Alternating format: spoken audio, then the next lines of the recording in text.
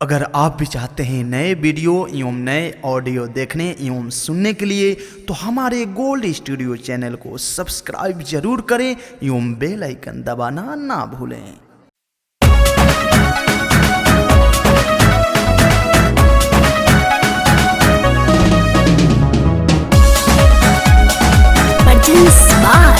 Gold studio. ए जान का हलवा हो? अच्छा बा, अब तू बतावा कब तक छुप छुप के मिलल जा?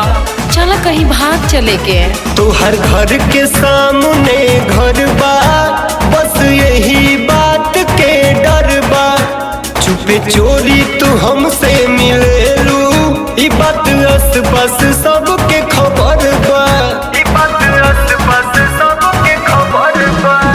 कैसे भाग के करे के शादी, कोई रास्ता न आवत नजर बा।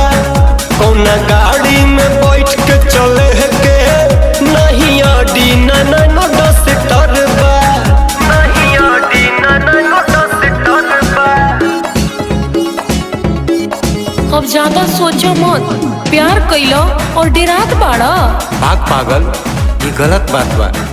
हमनी के दोनों लोग बदनाम हो जाएगा। तू बंगला में रहे वाली, हम लइका गरीब के घर से।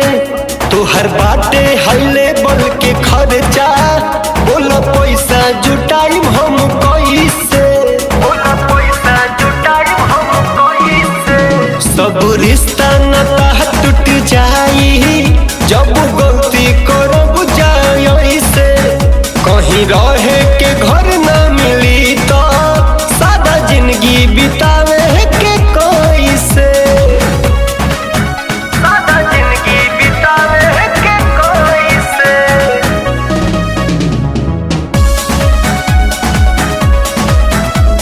अरे पागला, भागे वाला अपना सोचेलन थोड़े न।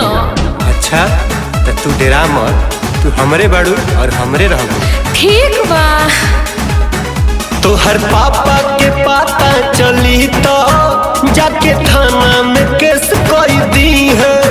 तो के घरे बुला के ये जानू, हमरा के उजेल भेज दी है। हमरा के उजेल भेज दी है। सब गौवा तो हंसी उड़ाई, सारा इज्जत माटी में मिल जाई। जरा तू ही बताओ ये जानू, अब कैसे के भागल जा।